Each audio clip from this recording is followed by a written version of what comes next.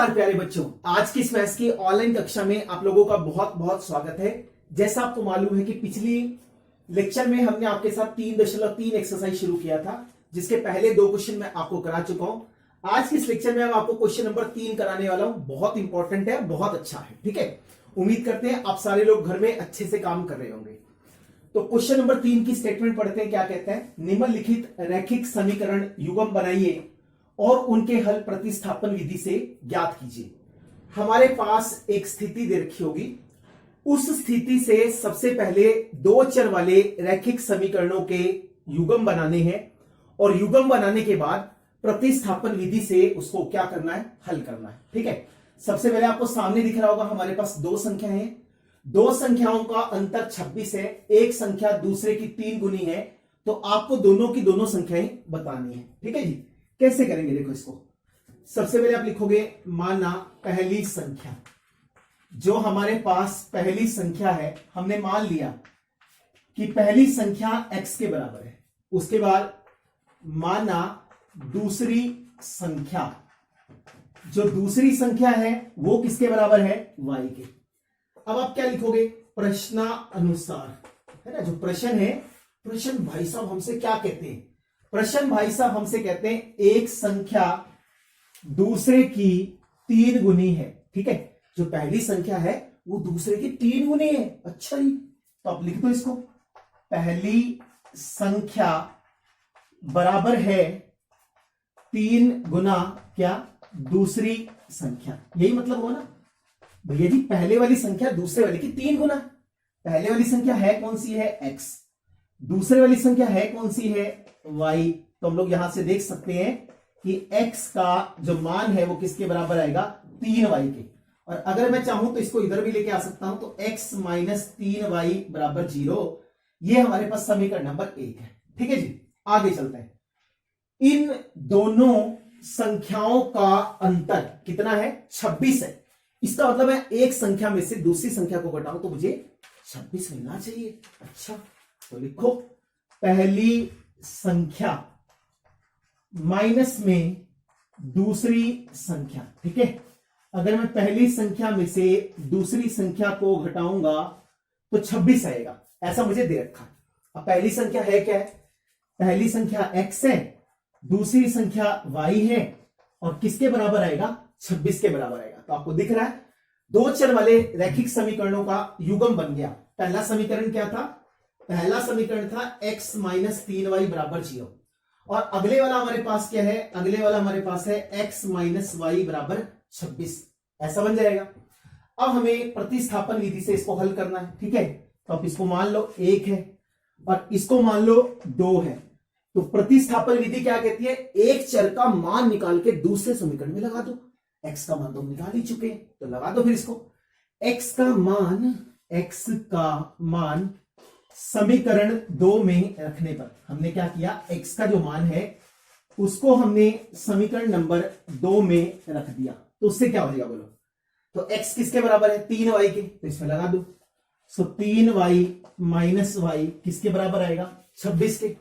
3y में से 1y जाएगा तो क्या आएगा? 2y किसके बराबर आ गया? 26 के। आसान था।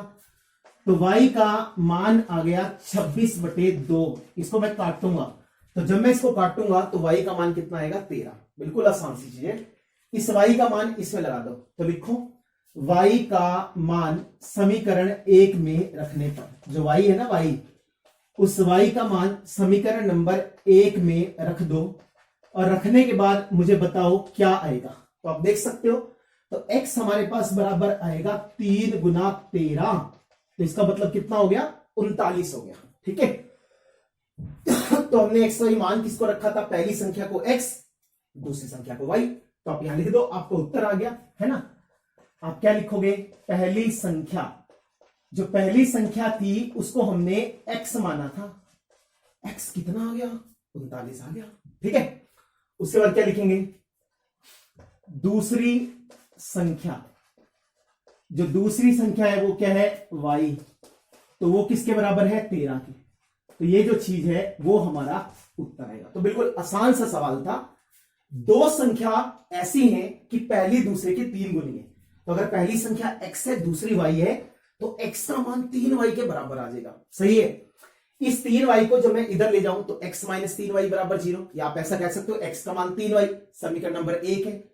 दोनों को घटाएं तो 26 आता है, तो x का मान है 3y माइनस का y बराबर 26, तो 2y बराबर 26, तो y का मान 13। इस y का मान समीकरण नंबर 1 में लगा दो, तो x का मान कितना आएगा 39। x किसको माना था, पहली संख्या को, तो पहली संख्या आ गई 39। दूसरी संख्या क्या थी, y का मान कितना निकाल रखा है 13। ठीक है, तो उम्मीद करते हैं आपको ये वाला क्वेश्चन अच्छे से समझ में आ गया होगा। इसके बाद हम लोग सेकंड पार्ट पे चलते हैं और सेकंड पार्ट को देखिए। सेकंड पार्ट में आपसे क्या कहता है, तो चलिए इसके बाद सेकंड पार्ट पे चलते हैं। सेकंड पार्ट में देखिए आपसे क्या कहता है, दो संपूरक कोणों में बड़ा कोण छोटे कोण से 18 डिग्री अधिक है, उन्हें ज्ञात कीजिए। है ना, बहुत आसान क्वेश्चन है। सबसे पहले ना अपने को पता होना चाहिए दो संपूरक कोण कौन से होते हैं। ठीक है, जिनका योग, ठीक है 9th क्लास में आपको पढ़ाया था मैंने, जिनका योग 180 डिग्री होता है। ठीक है, जिन भी दो कोणों का योग 180 डिग्री होता है उनको हम लोग क्या कहते हैं, उनको हम लोग संपूरक कोण कहते हैं। ठीक है, तो दो कोण है, सीधी सी बात है, एक बड़ा है एक छोटा है। तो करते हैं शुरू। कैसे लिखेंगे, माना बड़ा कोण। ठीक है, जो बड़े वाला कोण है वो कोण है x। उसके बाद माना छोटा कोण, वो कितना है y। अब चलते हैं आगे, क्या लिखोगे, प्रश्नानुसार। जो प्रश्न भाई साहब है वो हमसे क्या कहते हैं, देखो वो कहते हैं बड़ा कोण छोटे से 18 ज्यादा है, या पहले इसको लिख लो, दोनों कोण संपूरक हैं। ठीक है, ऐसा हमको सबसे पहली लाइन में कहा है कि दोनों कोण कैसे हैं, संपूरक है। और मैंने आपको भी सिखाया संपूरक कोण वो होते हैं जिनका योग 180 डिग्री होता है। तो x जमा y किसके बराबर आएगा, 180 डिग्री है। कोई समस्या नहीं, बिल्कुल आसान सी चीज है। हमने इसको समीकरण नंबर 1 मान लिया। अब आपसे क्या कहता है, जो बड़ा कोण है वो छोटे वाले से 18 ज्यादा है, तो लिखो बड़ा कोण। ठीक है, उसके बाद आपसे क्या कहता है, छोटा कोण। आपको मैंने पहले भी सिखा रखा है, मेरी उम्र 25 साल, आपकी उम्र 10 साल, मेरी उम्र आपसे 15 साल ज्यादा है। मैं अपनी उम्र को आपकी उम्र के बराबर करना चाहता हूं। अब मुझे बताओ कैसे होगा, या तो मैं अपने में से 15 हटा दूं तब मैं आपके बराबर होऊंगा, या फिर मैं आपको 15 साल बढ़ा दूं तब आप मेरे बराबर हो जाओगे। कम में जोड़ेंगे तो ज्यादा के बराबर होगा, या ज्यादा में से घटाएंगे तो कम के बराबर होगा। तो कम वाले में मैंने जोड़ दिया तो ज्यादा वाले के बराबर हो गया। तो इसमें बड़ा कोण कौन है, बड़ा कोण है x, छोटा कोण कौन है y, और इसको मैं लिखूंगा 18 डिग्री, तो ये हमारे पास आएगा 2। सही है, इस x का मान समीकरण नंबर 1 में लगा दो। तो आप क्या लिखोगे, x का मान समीकरण 1 में रखने पर, x का मान समीकरण नंबर 1 में रखने पर, हमने x का मान समीकरण नंबर 1 में रख दिया। बोलो क्या हो जाएगा उससे, यहां लगा दो। क्या था हमारे पास, x जमा y किसके बराबर था, 180 के। तो x का मान कितना है, y जमा 18, इसमें लगा दो। तो क्या बनेगा, y जमा में 18 जमा में y किसके बराबर हो जाएगा, 180 डिग्री के। बिल्कुल आसान है। y में y को जोड़ेंगे तो कितना आ जाएगा, 2y। इस 18 को ले जाओ उधर, जब ये 18 उधर जाएगा तो किसका हो जाएगा, माइनस का हो जाएगा। बिल्कुल आसान है। तो अब इसको लिखेंगे 2y, 180 में से 18 जाएगा तो आप इसको लिख सकते हैं 162। आप करके देख लो, 180 में से 18 घटाएंगे तो 162 ही तो आएगा। यहां पे 2 किसका है, गुना का। जब ये उधर जाएगा तो किसका हो जाएगा, भाग का। भाग कर दो, तो ये जी कितना आ गया, 81 डिग्री आ गया। इस तरह जो y हमारे पास 81 डिग्री का है, हमें दोनों निकालने थे। तो y का मान लगा दो किसमें, 2 में। तो लिखो y का मान समीकरण नंबर 2 में रखने पर हमने क्या किया, y का मान समीकरण नंबर 2 में रख दिया। तो x किसके बराबर आएगा, तो x आएगा y जमा 18 तो 81 जमा 18, आप इसको जोड़ोगे तो कितना आएगा 99 डिग्री। तो आ गया हमारा आंसर। तो बड़े वाला कोण क्या माना था x, तो x का मान कितना है 99 डिग्री। छोटे वाला कोण क्या माना है y, तो y किसके बराबर है, y हमारे पास आ गया किसके बराबर 81 डिग्री के। दोनों को जोड़ के देख लो 180 के बराबर है, और बड़े वाला छोटे वाले से 18 डिग्री ज्यादा है। करके देखो, घटाओ, 18 तो ज्यादा है। समझ में आ गया। बस आपको एक ही चीज समझ में आनी चाहिए, संपूरक कोण वो होते हैं जिनका योग 180 डिग्री होता है। बड़ा कोण छोटे से 18 ज्यादा है, छोटे वाले में 18 जोड़ दो, बड़े वाले के बराबर आ जाएगा। इसका मान उठा के पहले वाले में लगाओ, y का मान आएगा, y का मान रखेंगे तो x का मान आ जाएगा। समझ में आ गया। चले इसके बाद थर्ड क्वेश्चन की स्टेटमेंट पढ़िए। थर्ड पार्ट में देखिए आपसे क्या कहता है। थर्ड पार्ट को देखते हैं। थर्ड पार्ट में आप लोगों से क्या कहता है, एक क्रिकेट टीम के कोच ने 7 बल्ले और 6 गेंदें 3800 रुपए में खरीदी। बाद में उसने 3 बल्ले तथा 5 गेंदें 1750 रुपए में खरीदी। तो आपको यह बताना है एक बल्ले और एक गेंद का जो मूल्य होगा वो क्या होगा। ठीक है, ऐसा क्वेश्चन पहले भी आ चुका है, फर्स्ट एक्सरसाइज में हमने आपको पढ़ाया था।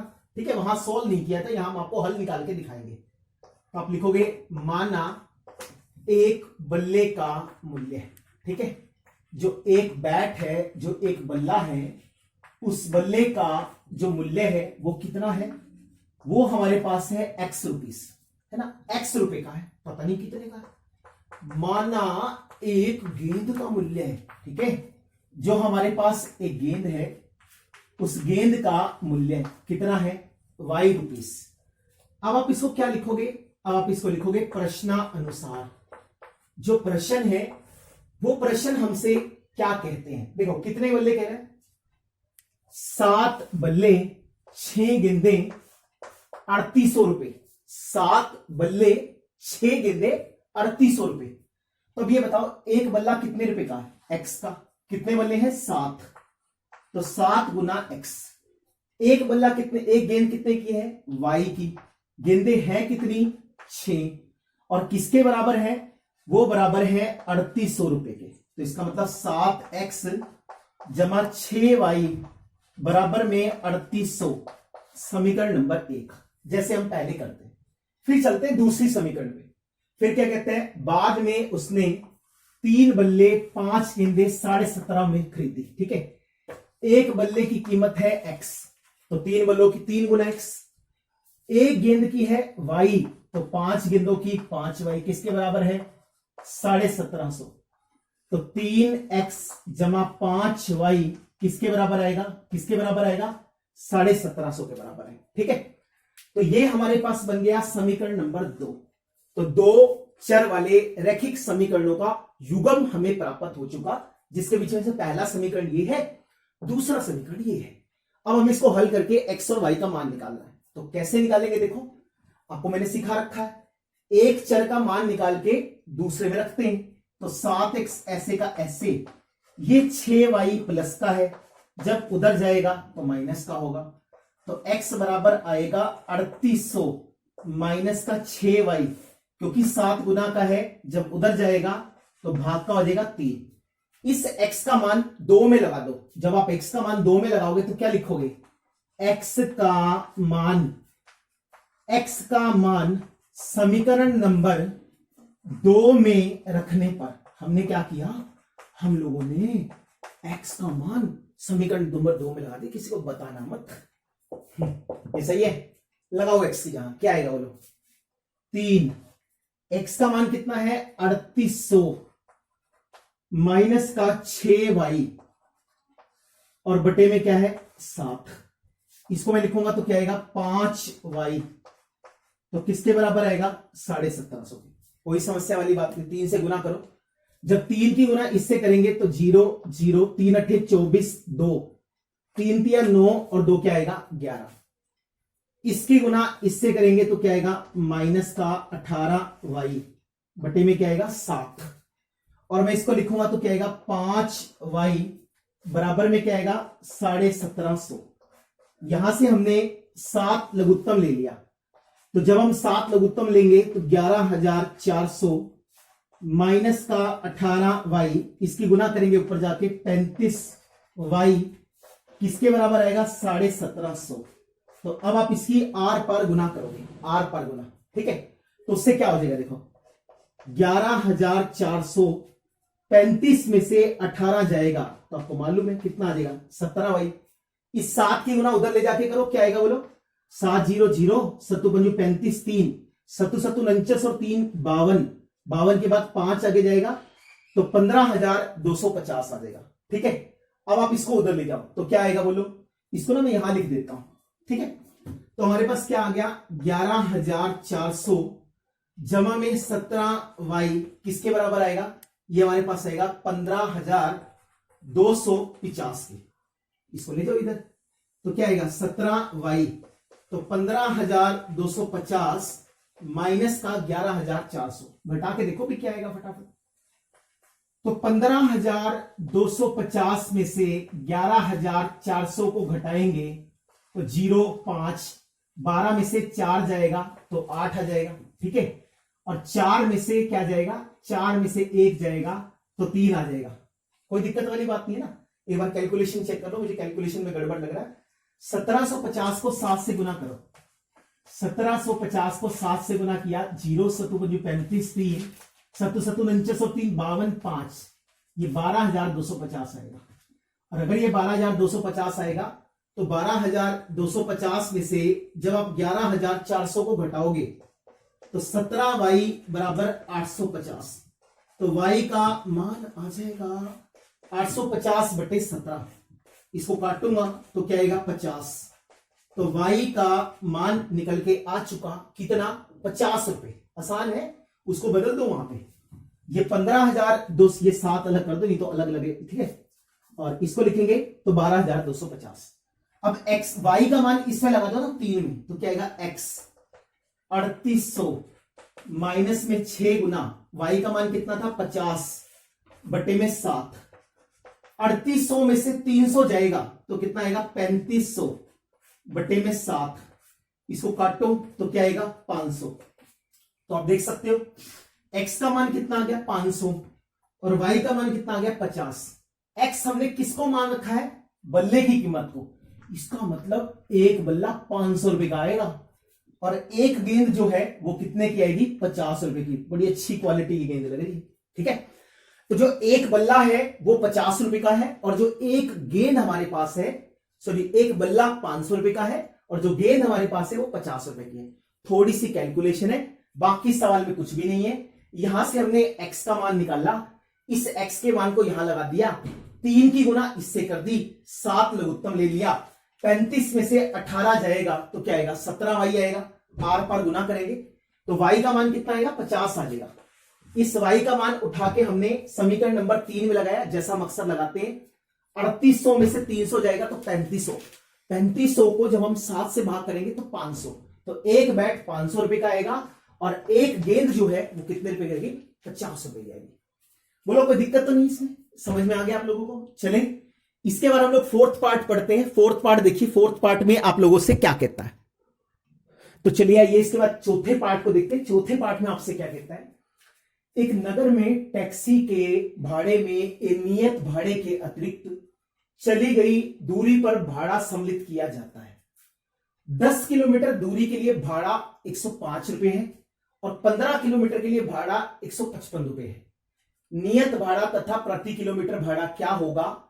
एक व्यक्ति ने 25 किलोमीटर की दूरी तय की तो उसको कितना भाड़ा देना होगा। ठीक, इसका मतलब मैं आपको समझाता हूं क्या। मान लो हमने कहीं पे जाना था और एक गाड़ी वाले को बुक कर लिया। हमने उसको बोला भैया जो गाड़ी है ना वो हमारी है, या गाड़ी जो है वो आपकी है, और जो वो बंदा किसी और के लिए गाड़ी चलाता है। तो बंदा क्या कहता है, कहता है भाई साहब मैं अपनी मजदूरी इतनी लूंगा, है ना। मैंने कह दिया आपको भी, अगर आपको यहां से चंडीगढ़ जाना है तो 1000 रुपए लूंगा मैं, बाकी जितना पेट्रोल का खर्चा आएगा वो आपका अलग से होगा। तो जो उसने मांगे अपनी दिहाड़ी के लिए ना, वो क्या है, वो हमारे लिए क्या है, वो हमारे लिए नियत भाड़ा है। नियत भाड़ा मतलब ये तो हमने खोल के चला, बाकी जितना डिस्टेंस ट्रेवल करते जाएंगे प्रति किलोमीटर के हिसाब से उतना उसका अलग से पैसा आपको देना होगा। समझ में आ गया, ठीक है। तो चलते हैं क्वेश्चन में, देखिए क्या कहते हैं। सबसे पहले आप क्या लिखोगे, सबसे पहले आप लिखोगे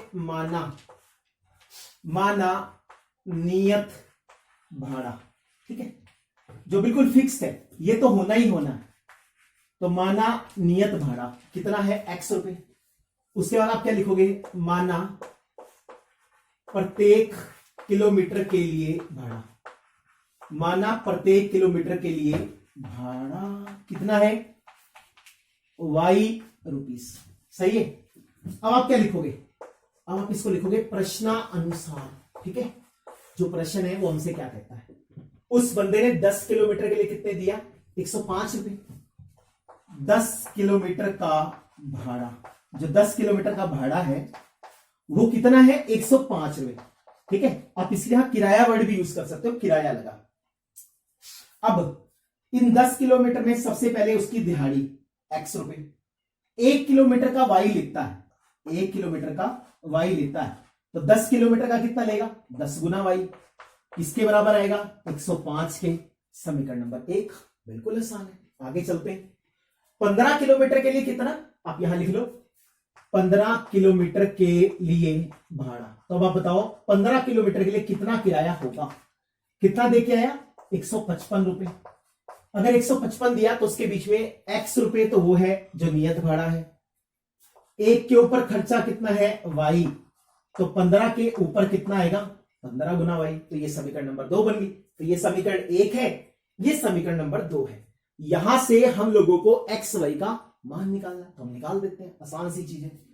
x ऐसे का ऐसे, इस 10y को जब मैं उधर लेके जाऊंगा तो माइनस का 10y हो जाएगा। इस x का मान लगाओ समीकरण नंबर 2 में। ठीक है, तो आप क्या लिखोगे, x का मान समीकरण नंबर 2 में रखने पर, हम लोगों ने x का मान समीकरण नंबर 2 में रख दिया। तो बोलो x का मान कितना है, x का मान है 105 माइनस का 10y। इसको मैं लिखूंगा तो क्या आएगा, 15y, और किसके बराबर आएगा, 155 के। कोई डाउट ही नहीं है इसमें। तो अब 105 प्लस 15 में से 10 चला गया तो 5y बराबर 155। तो 5y बराबर 155, 105 के इधर लाऊंगा तो माइनस का हो जाएगा। तो 5y बराबर 50, तो y का मान आ जाएगा 50/5। इसको कैंसिल कर देंगे तो कितना आएगा, 10। तो y का मान कितना आ गया, y का मान हमारे पास 10 आ गया। y क्या था, 1 किलोमीटर का खर्चा। अब किसका निकालना है, x का। यहां लगा दो इसके बीच में। जब y का मान मैं यहां लगाऊंगा तो x का मान कितना होगा, 105 माइनस का 10 गुना 10, 105 माइनस का 100, तो कितना हो गया, 5 रुपए। तो कहने का मतलब जो उसका नियत भाड़ा है वो 5 रुपए है, और हर एक किलोमीटर के ऊपर जो खर्चा है वो कितना है, 10 रुपए। अब उससे हमसे क्या पूछा, 25 किलोमीटर। तो आप लिखोगे 25 किलोमीटर की यात्रा का भत्ता, 25 किलोमीटर की यात्रा का भत्ता क्या आएगा, x जमा में 25y, ऐसे मिलेगा। तो बताइए x का मान कितना है, x का मान है 5, y का मान कितना है, y का मान है 10। तो 5 जमा 250 तो कितना आ गया, 255 रुपए। तो 255 रुपए उसको टोटल मिला के खर्चा देना पड़ेगा अगर वो कितने, 25 किलोमीटर की यात्रा करना चाहता है। वो इससे कहते हैं फिक्स चार्ज है x रुपए। 1 किलोमीटर ज्यादा जाओगे तो y रुपए के हिसाब से लगना शुरू हो जाएगा। 10 किलोमीटर का मतलब x जमा 10y बराबर 105। तो x का मान 105 माइनस 10y। फिर हमने यहां देखा x जमा में 15 गुना y किसके बराबर आएगा, 155। इसको वहां ले जाऊंगा, ठीक है, और यहां पे x का मान निकाल के यहां रख दो तो y का मान 10 आ गया। इस y का मान 10 यहां रखेंगे तो x का मान 5। तो नियत भाड़ा 5 रुपए, 1 किलोमीटर का खर्चा कितना है, 10 रुपए। अब आपसे क्या कहता है, 25 किलोमीटर की अगर उसको यात्रा करनी है तो x जमा में 25y। तो x का मान कितना है 5, y का मान कितना है 10, तो 5 जमा 250, तो जो हमारा आंसर आएगा 255 रुपए हमारा आंसर आ जाएगा। ठीक है, समझ में आ गया। चले इसके बाद फिफ्थ पार्ट को देखते हैं। फिफ्थ पार्ट में पढ़िए आपसे क्या कहता है। तो चलिए इसके बाद फिफ्थ पार्ट को पढ़ते हैं। फिफ्थ पार्ट में आपसे क्या कहता है, यदि किसी भिन्न के अंश और हर दोनों में 2 जोड़ दिया जाए तो वह भिन्न 9/11 हो जाती है। और अगर अंश और हर में से 3 घटा दिया जाए तो 5/6 हो जाती है। भिन्न ज्ञात करो। जो भी चीज बटे में लिखी जाती है आपको मालूम है उसको हम क्या कहते हैं, भिन्न कहते हैं, भिन्न, है ना। जो ऊपर लिखा होता है वो अंश, जो नीचे लिखा होता है वो हर। अगर अंश और हर पता लग जाए तो भिन्न पता लग जाएगी। तो आप क्या लिखोगे, आप इसको लिखोगे माना अंश, अंश कितना है x, माना हर कितना है y। आप इसको लिखोगे क्या, भिन्न बराबर है अंश बटे में क्या है हर। तो अंश कितना है x, हर कितना है y, तो भिन्न क्या बनेगी x/y। इसका मतलब अगर मुझे x y का मान पता लग जाए तो सवाल खत्म है। अब चलते हैं आगे, क्या कहते हैं प्रश्नानुसार। जो प्रश्न है, प्रश्न हमसे क्या कहता है, देखो प्रश्न हमसे कहता है अगर अंश और हर में 2 जोड़ दिया जाए, अंश में 2 जोड़ा, हर में 2 जोड़ा, तो हमारा उत्तर 9/11 आ जाता है। इसको लिखेंगे x जमा 2 y जमा 2 9/11। इसके आर पर गुना करो, 11 की गुना x से 11x, 2 से करेंगे 22, इससे करो 9y जमा में क्या आएगा 18। इसको इधर लेके आओ तो 11x माइनस का 9y, 18 माइनस का 22, तो 11x माइनस का 9y माइनस का 4, समीकरण नंबर 1। कोई दिक्कत नहीं, बिल्कुल आसान सा है। आगे चलते हैं, अंश और हर दोनों में से 3 घटा दो। इसका मतलब क्या है, अंश में से 3 घटाओ, हर में से 3 घटाओ, तो 5/6 मिलेगा। तो इसका अंश x है, हर y है, 5/6। इसको मैं लिखूंगा 6x माइनस 18, 5y माइनस 15, तो 6x माइनस 5y माइनस 15 जमा 18, तो 6x माइनस 5y, 18 में से 15 जाएगा तो 3 आ जाएगा। तो ये बन गया समीकरण नंबर 2। आसान था, सही है। अब हम लोगों को क्या करना है, प्रतिस्थापन विधि लगा के इसको हल करना। तो हल कर देते हैं, कौन सी बड़ी बात है। तो 11x ऐसे का ऐसे, 9y उधर चला जाएगा, तो -4 जमा 9y, तो x का मान आएगा -4 जमा 9y बटे में 11। इसको लिखो समीकरण नंबर 3। इस x का जो मान है उसको उठा के लगाओ किसमें, समीकरण नंबर 2 में। तो लगाओ, लिखो x का मान समीकरण नंबर 2 में रखने पर हम लोगों ने क्या कर दिया, x का मान समीकरण नंबर 2 में रख दिया। तो बोलो क्या आएगा, 6, x का मान कितना है -4 जमा में 9y बटे में क्या है 11। ठीक है, इसको मैं लिखूंगा तो क्या आएगा -5y बराबर 3। कोई समस्या वाली बात नहीं। अब 6 से 11 तो कट नहीं सकता, तो इससे गुना कर दो, -24, 6 की गुना 9 से करेंगे तो 54y बटे में 11 -5y बटे 1 बराबर 3।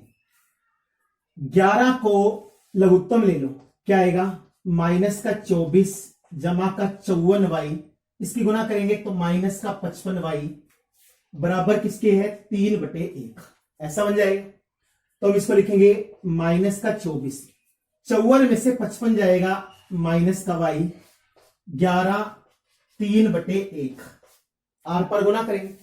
जब इसकी गुना आर पर करेंगे तो क्या आएगा -24 -y किसके बराबर आ जाएगा, ये बराबर आएगा किसके 33 के बराबर आ जाएगा। ठीक है, ध्यान से चेक कर लो, कोई गलती ना हो जाए कहीं।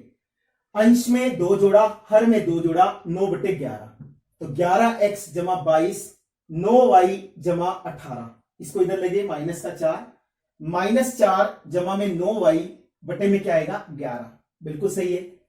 इसकी गुना करिए -24 जमा में 54, इसको लिखेंगे -55y, ये उधर चला जाएगा तो कितना हो जाएगा 33 हो जाएगा।